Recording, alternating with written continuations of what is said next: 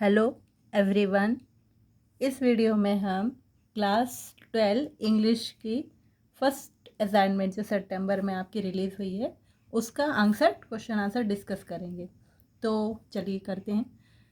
पहला क्वेश्चन है, how was the seen in the school in the morning of the last lesson different from that on that other day. दूसरे दिनों से कैसे school का scene अलग था उस मॉर्निंग में, कौन से लेसन में, लास्ट लेसन। तो उसका आंसर है, the scene was different from that on other day was that it was all so still and quite like Sunday morning. तो बाकी दिन वो कैसे अलग था, क्योंकि वो संडे मॉर्निंग की जैसे एकदम शांत था। Usually there great bustle of opening and closing of desk lesson repetition in very loud. और बाकी दिन कैसा होता था कि एकदम से ओपनिंग ऑफ बेंचेस डेस्क का काफ़ी साउंड आता था, और लेसन जो रिपीटेशन वगैरह करते थे उसकी भी काफ़ी साउंड आती थी। M Hamel was also in his special dress, और इस दिन वो क्या था कि स्पेशल ड्रेस पहने हुए थे M Hamel. He was walking up and down with his terrible iron rule under his arm. वो अपने साथ कैसे आयरन रूल रखे हुए थे और इधर से उधर वॉक कर रहे थे। On the other hand the back benches there was always empty. बाकी दिन क्या होता था कि बैक बेंचेस हमेशा खाली रहता था। But that day village people sitting quietly, मगर उस दिन विलेज पीपल बहुत ही शांत आए हुए थे और बैठे हुए थे। Everybody came there to show respect for the teacher M Hamel for his 40 years of faithful service for the country. तो सभी वहाँ रेस्पेक्ट करने आए थे एम हमील का, यानी कि ऑनरी जो उन्होंने दे रखी थी सर्विस वगैरह, तो उसके लिए। एवरीबडी लुक्ड सैड, और सभी जो आए पर्सन थे वो काफ़ी सैड लग रहे थे। चलिए, ये आंसर इतना ही है। और सेकंड क्वेश्चन है, draw the sketch character sketch of M Hamel. ये है, और ये इसका भी मार्क नंबर उतना ही है। तो इसका आंसर है, mister M Hamel was a French language teacher in the district of France. He was most important character in the last lesson. तो ये मोस्ट कैरेक्टर है इस लेसन के, द लास्ट लेसन के। और वो क्या पढ़ाते हैं, French. He was as a strict teacher के तौर पर mister M Hamel was very strict teacher. His student were very afraid of him. He always kept ruler under his arm. हमेशा बच्चे उससे डरते थे, काफ़ी स्ट्रिक्ट टीचर थे और वो अपने पास एक स्टिक रखे रहते थे। ए रेस्पेक्टफुल टीचर, काफ़ी मतलब कि रेस्पेक्ट पाने वाले टीचर थे, काफ़ी उनकी सब रेस्पेक्ट करते थे। M Hamel was respected by his student but also by villager. तो वो क्या बोलने से हमेशा रेस्पेक्ट पाते थे, स्टूडेंट की तरफ से ही नहीं, विलेजर पीपल की तरफ से भी। On the last day villager were also sitting on back bench. तो लास्ट जिस दिन लेसन था, लास्ट लेसन, उस दिन क्या थे, विलेजर पीपल आए हुए थे और लास्ट बेंच पे बैठे हुए थे।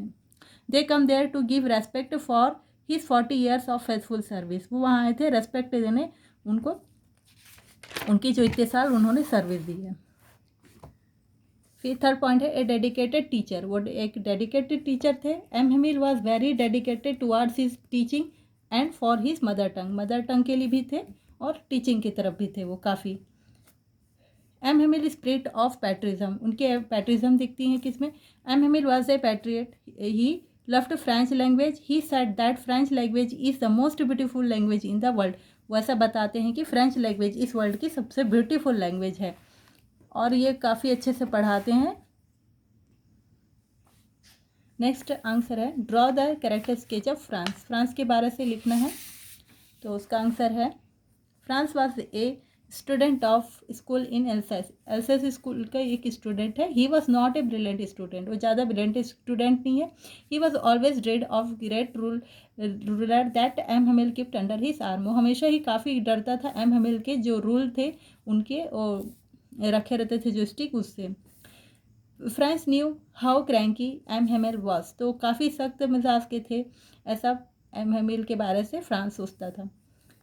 France change his opinion about M Hamel when an order had come from Berlin that German language was taught in the place of France.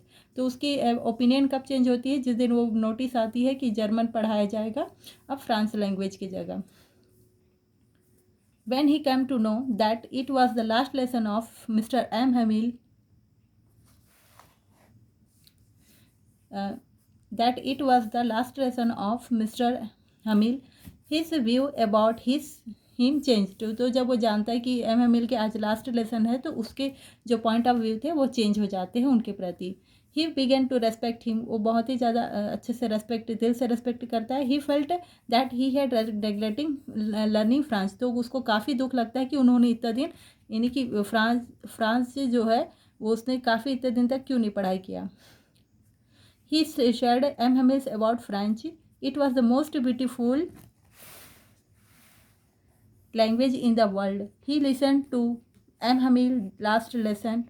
वो काफ़ी यानी कि एम हमिल से यानी कि पढ़ता है अच्छे से और उनकी सारी जो नॉलेज देते हैं उनको भी ये ग्रहण कर लेता है.